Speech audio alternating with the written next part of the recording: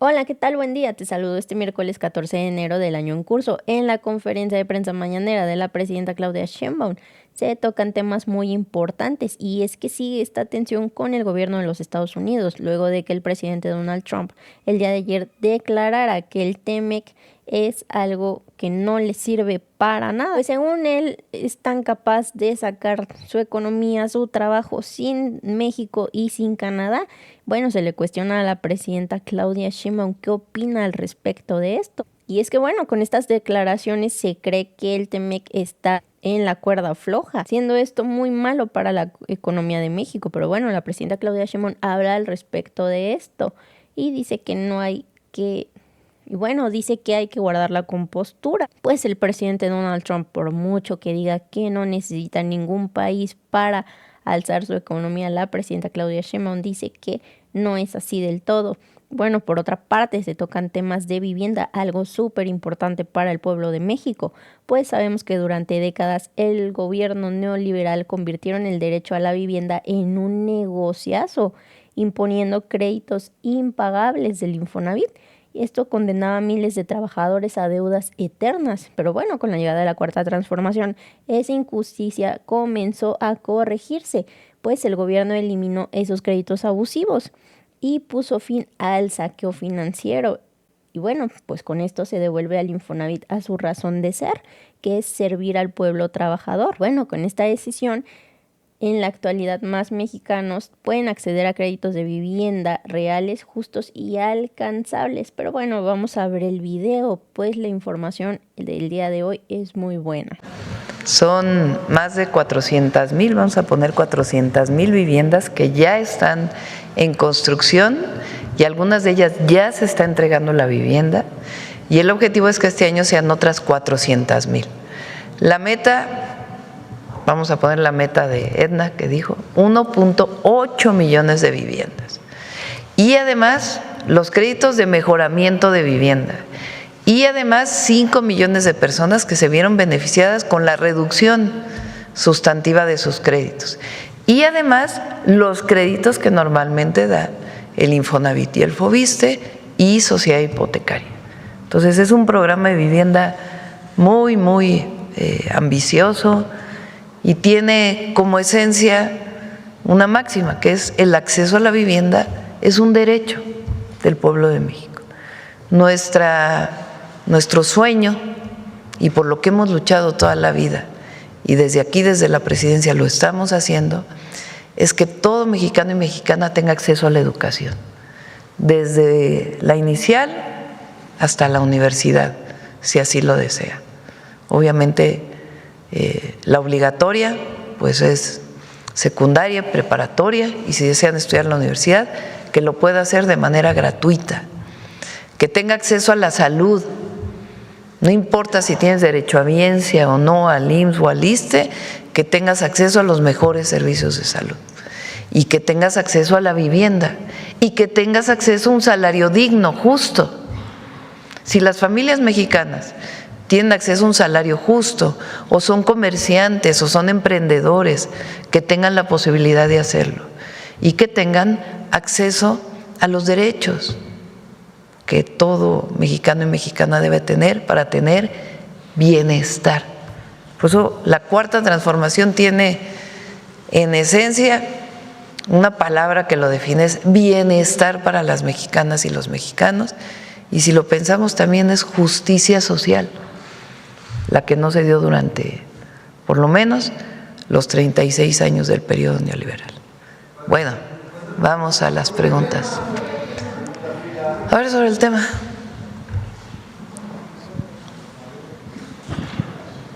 Buenos días, Eduardo Esquivel Ancona, Domo de Cristal. Buenos días a todo el presidio. Buenos días, presidenta. ¿Qué le contestaría al presidente Donald Trump, que ayer dijo que era el Tratado de Libre Comercio, el TEMEC, era intrascendente para México y que pues que los coches se podían hacer en Estados Unidos y no necesitaban de México ni de Canadá? Nuestras economías están muy interrelacionadas, muy integradas. la economía de Canadá, Estados Unidos y México, pero vamos a referirnos a México y Estados Unidos. Quienes más defienden el tratado son los empresarios estadounidenses. Los que más, por supuesto, México también.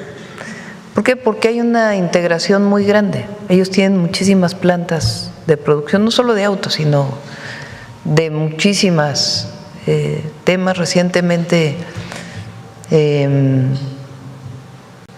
compraron una empresa de transformadores en México, una empresa estadounidense, con un monto muy significativo. Quiere decir que hay confianza en el país. Entonces, no estoy convencida pues que va a seguir la relación comercial con Estados Unidos. Sí, la cadena de suministros. Todo pues, no solo en la automotriz, en prácticamente todo. Fíjense, ahora que hubo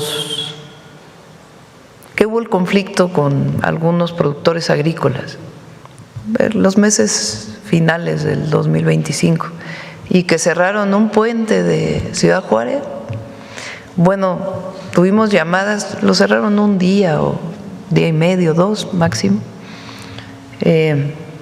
Las llamadas desde Estados Unidos al secretario de Economía, al secretario de Relaciones Exteriores, de que se abriera la frontera porque estaba afectando ya a la producción en Estados Unidos, de distintas áreas.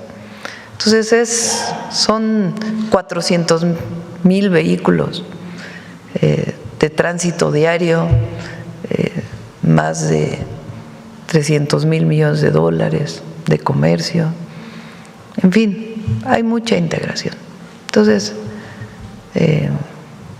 no voy a debatir en particular, sino sencillamente la importancia que tiene para ambos países que se mantenga la relación comercial con Estados Unidos. Vamos. A ver, Carlos, hace mucho que no preguntas. Buenos días a todas y todos. Carlos Navarro, de Heraldo Media Group. Presidenta, si nos pudiera explicar cuáles serían los panoramas con el TEMEC y sin el TEMEC para México en esta situación. No quisiera yo hablar de sin TEMEC. ¿Qué garantiza el tratado comercial? Que no haya un impuesto de importación o exportación entre México y Estados Unidos. Cuando entra el presidente Trump, decide que poner un impuesto a todos los productos que no están dentro del tratado, que se exportan fuera del tratado.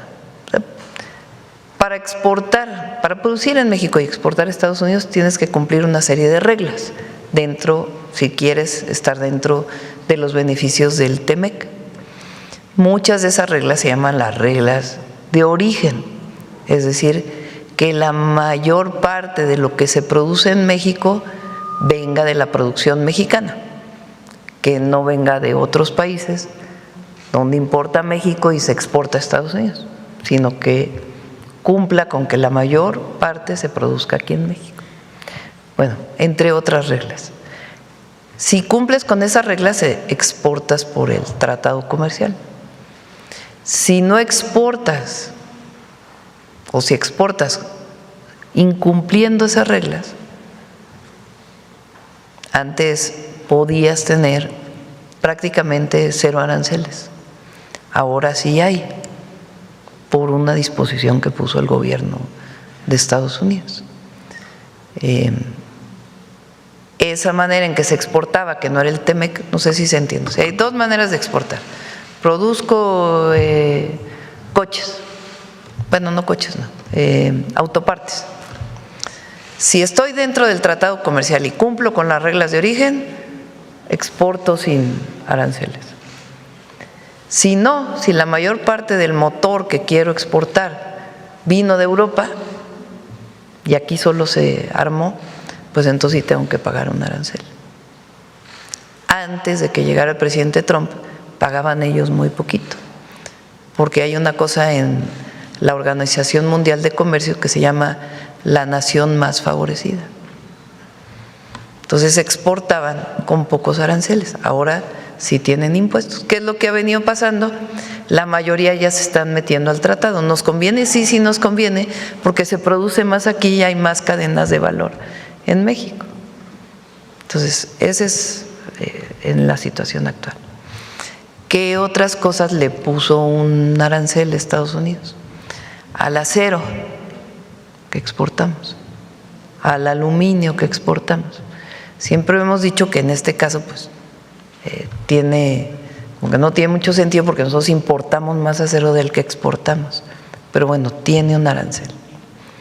Y en el caso de los vehículos terminados que se exportan dentro del TEMEC, tiene un arancel que es el 25% menos lo que se fabricó en Estados Unidos. Más o menos así está. Esa es la situación en la que nosotros estamos. Aún dentro de esa situación, las exportaciones a Estados Unidos en el 2025 aumentaron. ¿Qué aumentó? Muchos electrónicos, muchas maquilas de electrónicos en nuestro país que están exportando hacia los Estados Unidos, entre otros productos. ¿Por qué ocurre eso? Pues porque la cercanía con Estados Unidos y la integración económica de muchas empresas, pues existe. Entonces, una parte se fabrica acá y otra parte se fabrica allá. Ha dicho muchas veces el presidente Trump que él no está de acuerdo, particularmente en vehículos, pero aún así se siguen exportando vehículos, poco menos que en el 2024, pero se siguen exportando vehículos. Entonces nosotros creemos que es muy beneficioso para Estados Unidos. Por cada empleo que se creó aquí relacionado con esta integración comercial, hay un estudio que dice que se crearon 3 empleos en los Estados Unidos. No es que el empleo en Estados Unidos se venga para acá.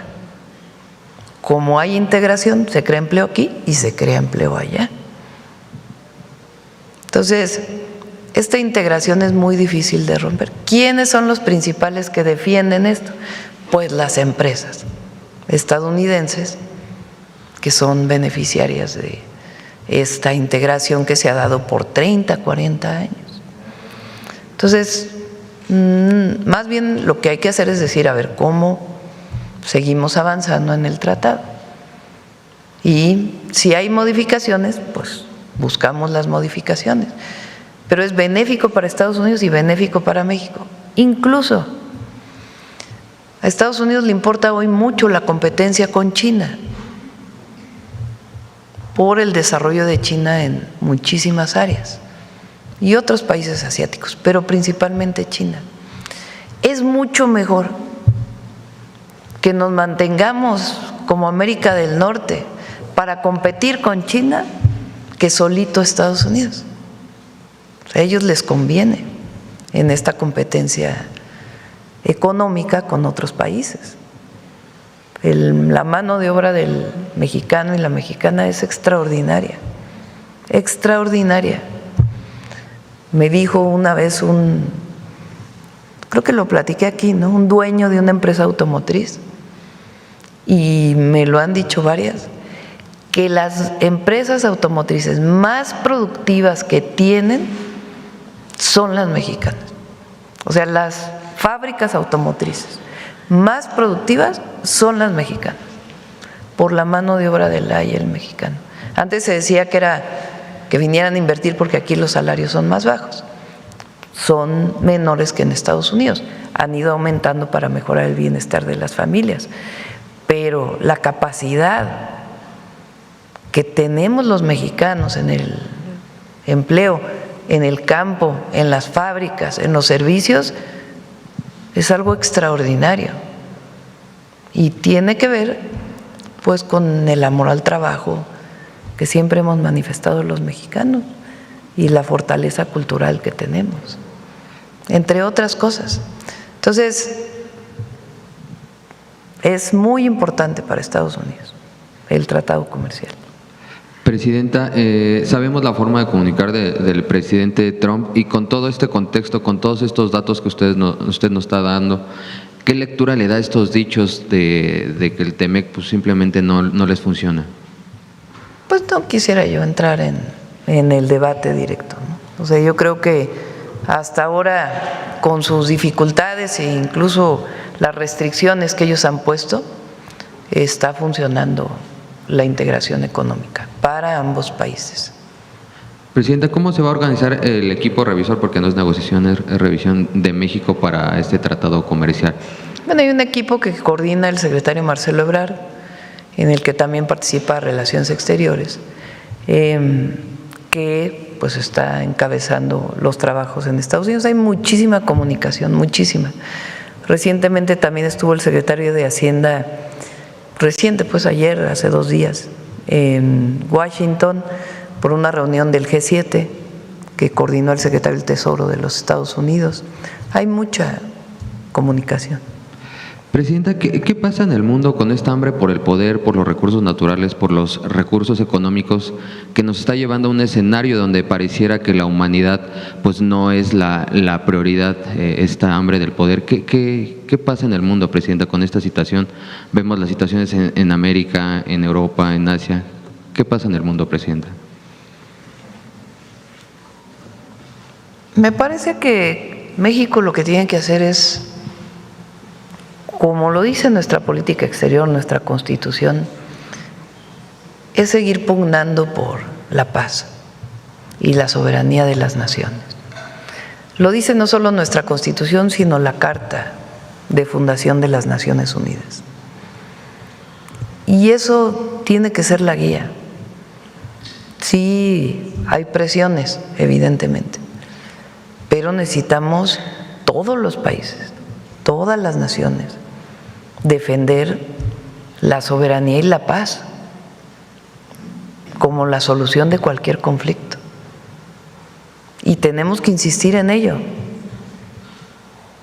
siempre. México es muy importante en el mundo y nuestra posición y el seguir avanzando en esa posición y convencer más allá de los posicionamientos del gobierno de los Estados Unidos o de otros gobiernos, es la paz y la soberanía de las naciones y la solución pacífica de cualquier conflicto. Y por último, preguntarle, ayer se dio un golpe importante a esta organización delictiva de origen sudamericano aquí en México. ¿Qué reportes le dieron en el gabinete de seguridad? Porque agobiaba mucho en temas tanto de extorsión como de trata, Presidenta. Sí, está trabajando muy bien el Gabinete de Seguridad, la verdad. Ahora con mucho más coordinación con la Fiscalía General de la República. Hay muchísimas órdenes de aprehensión que existían, que se están cumplimentando, se les llama, y haciendo más investigación e inteligencia. Y se van a seguir dando resultados. Como lo hemos dicho, en seguridad es la atención a las causas y avanzar en la cero impunidad.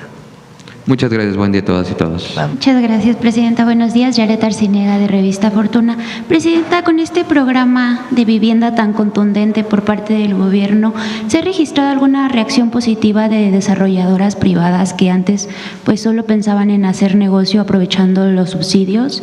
¿Si han pedido algún programa, pero pues simplificación o reducción de trámites?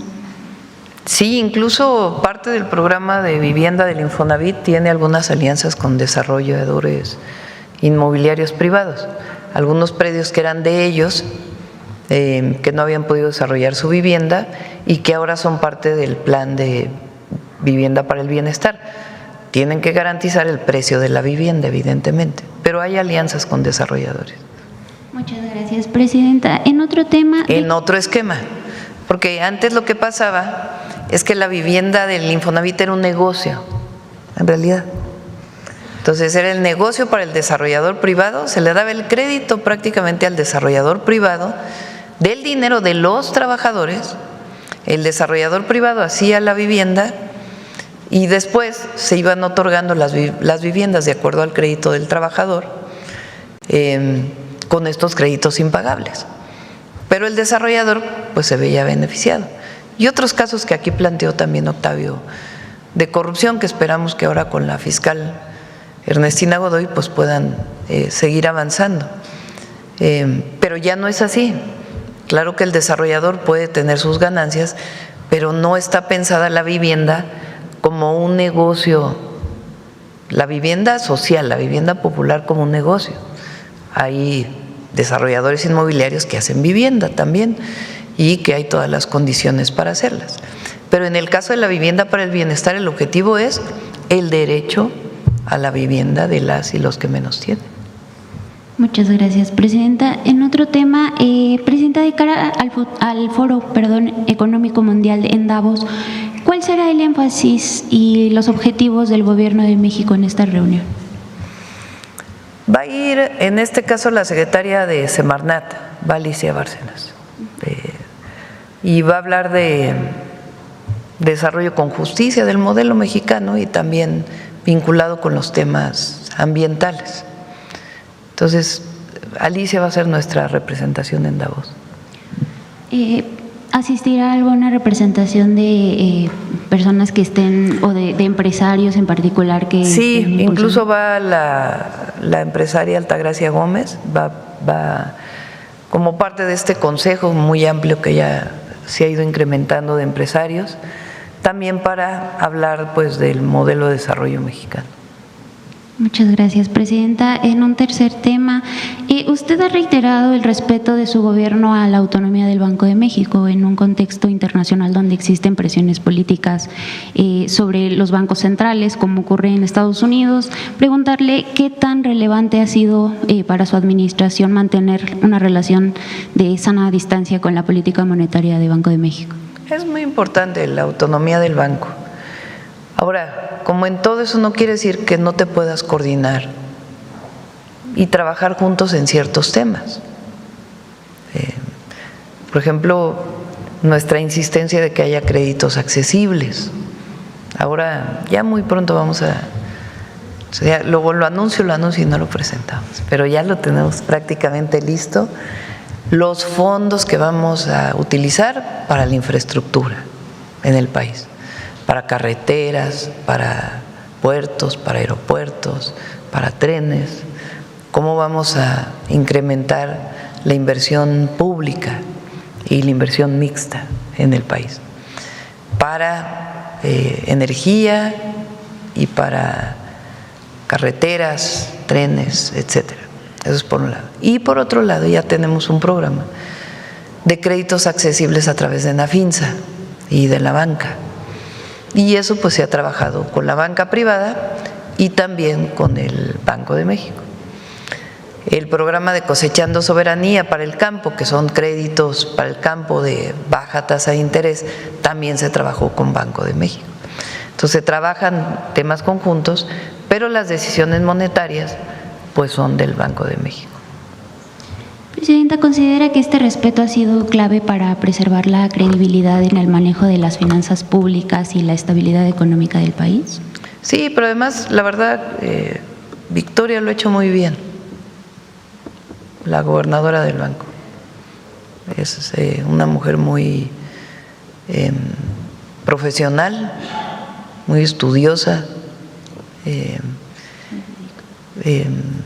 sin grandes protagonismos, pero miren cómo ha ido bajando la tasa de interés, con el apoyo pues evidentemente de los subgobernadores y de, así se llaman, ¿no? Subgobernadores, y de pues el Banco de México. Entonces yo espero que siga esta dinámica y el peso, pues vean cómo amaneció el peso, 17, creo que 17.80 más o menos, 81. Muy, muy buen trabajo. Presidenta, regresando al tema de vivienda, con este enfoque, ¿cuál es hoy el papel del Infonavit en la colaboración con desarrolladoras privadas para ampliar pues la oferta de las viviendas? ¿Quieres platicar un poco? ¿Cuál es el vínculo con desarrolladoras privadas? Pues básicamente hemos establecido una gran relación con las empresas constructoras sobre todo a partir de que hemos venido desarrollando la estrategia de adquirir suelo de los desarrolladores.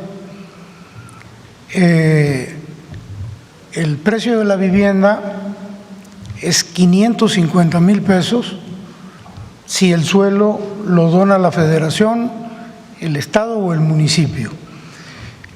La verdad es que a veces las donaciones se complican mucho y no hubiéramos alcanzado las cifras que hoy tenemos con donaciones. Y lo que les propusimos a los desarrolladores de vivienda fue que, dado que ellos se dedican a eso y tienen reserva de suelo, que lo pusieran en el programa de bienestar a razón de 50,000 pesos suelo vivienda.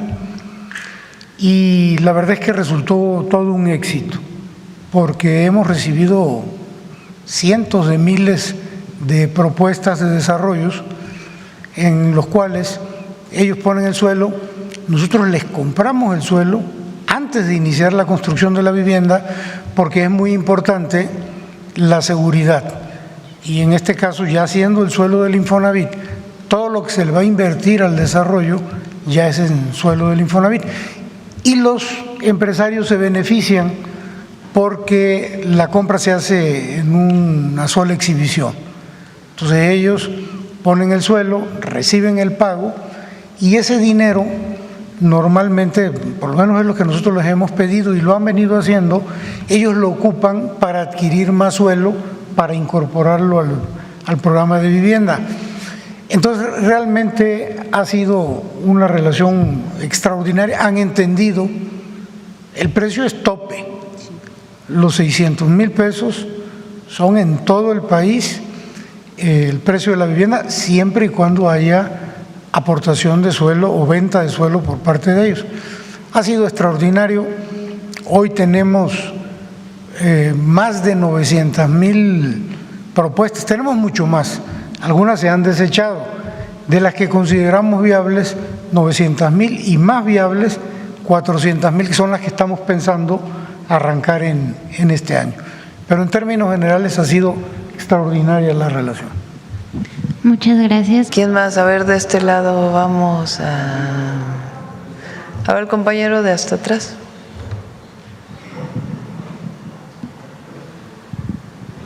Muchas gracias, presidenta. Buenos días a todos. Julio Sánchez, de Uno TV.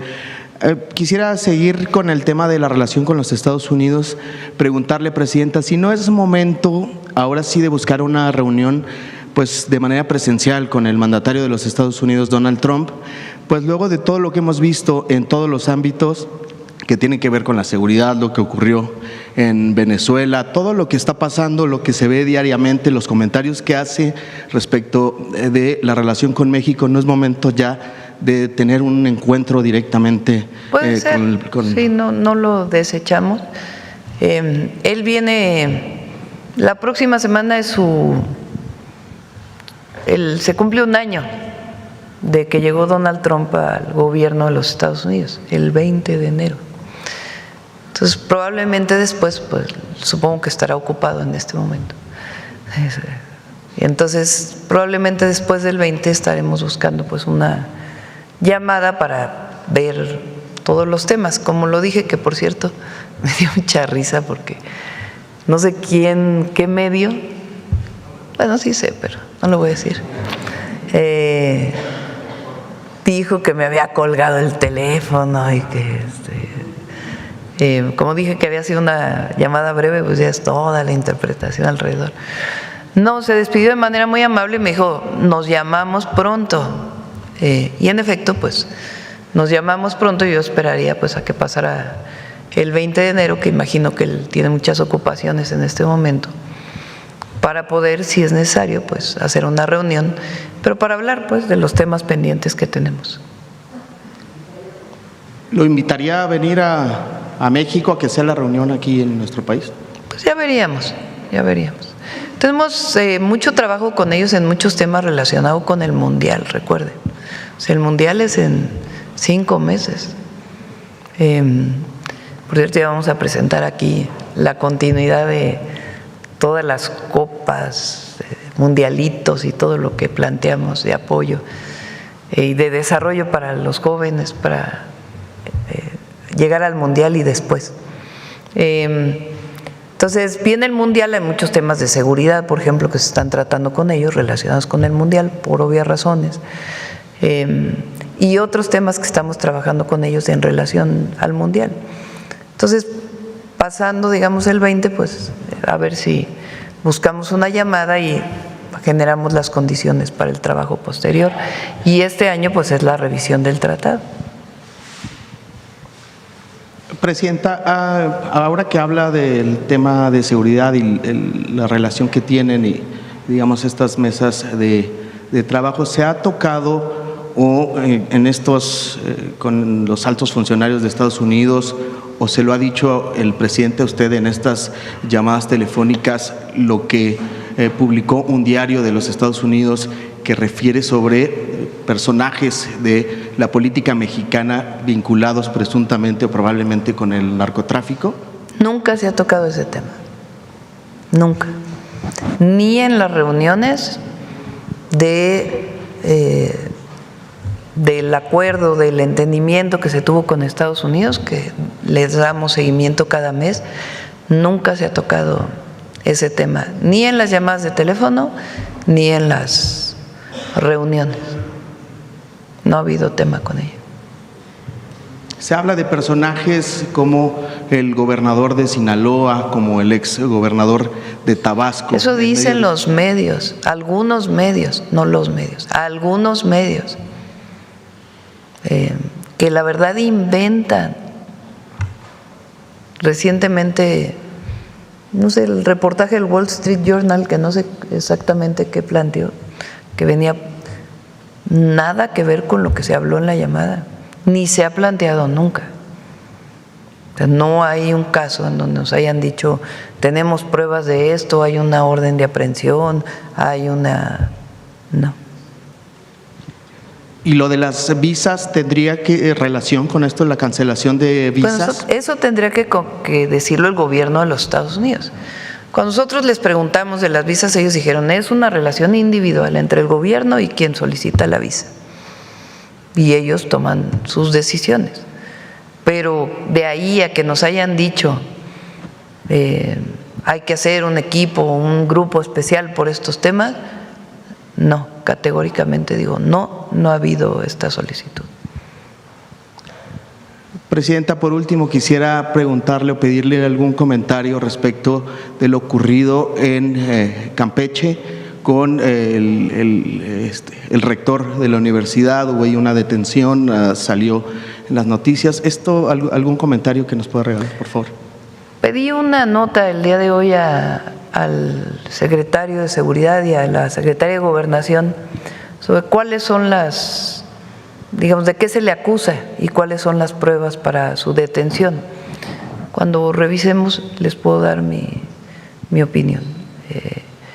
No puede haber en México ninguna detención que tenga que ver con un asunto político. No debe haberlo. Si hay una detención de un personaje relevante como un rector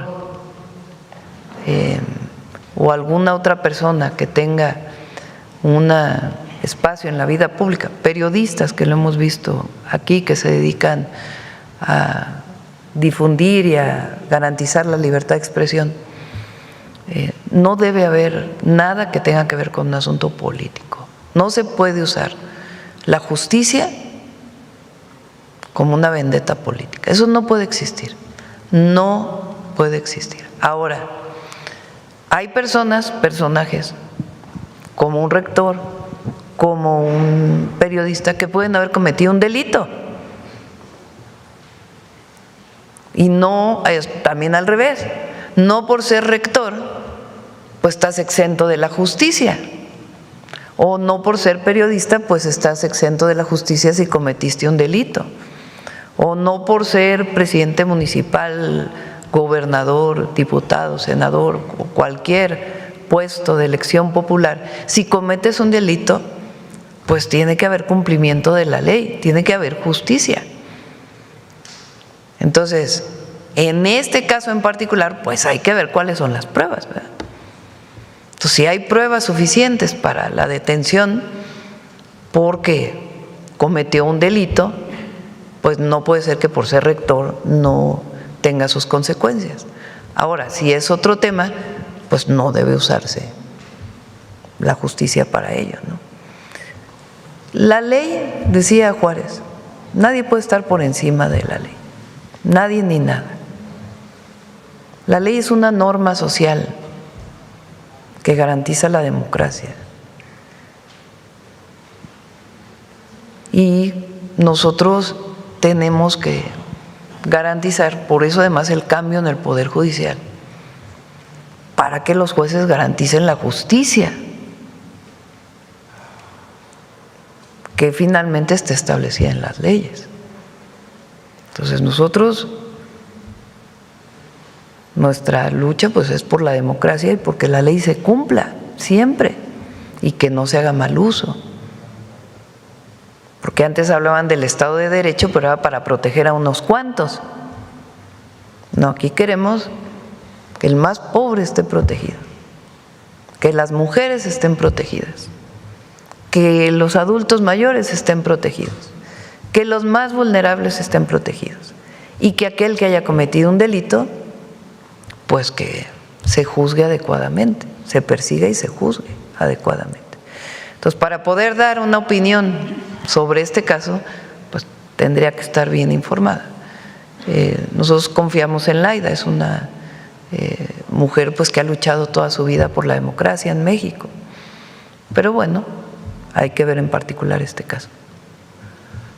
Muchas gracias, presidenta. Por último, y agradezco mucho sus respuestas, quedó pendiente, el día de hoy había anunciado que vendría el titular de Petróleos Mexicanos. Tenemos pendiente pues los datos, el informe respecto de el petróleo que se envía a Cuba, cuántos son los barriles que se entregan que corresponden a ayuda humanitaria y demás, cuánto es lo que…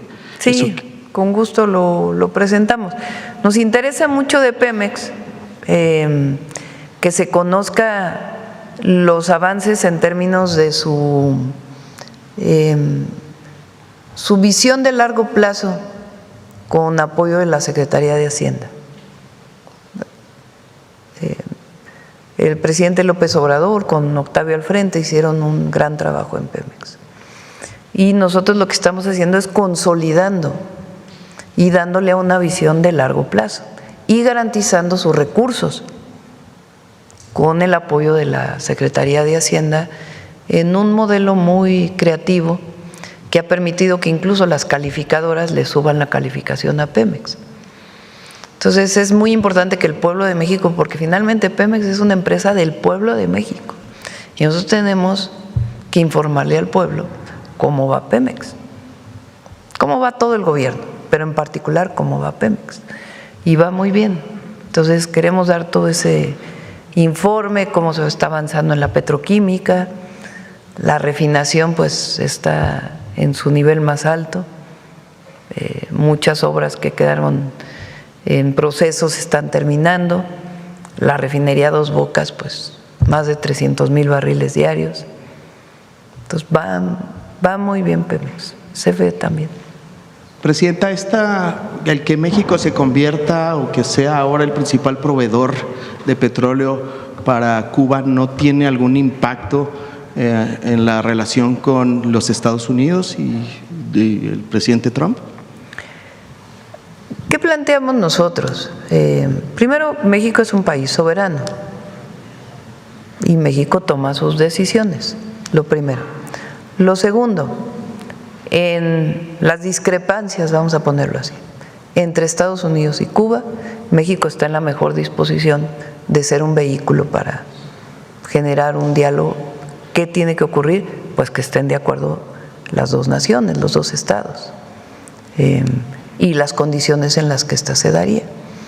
Nosotros creemos que quien debe decidir el destino de los cubanos son los cubanos, las y los cubanos, porque esa es nuestra Constitución, es la soberanía de los pueblos. Entonces, en ese marco nos movemos.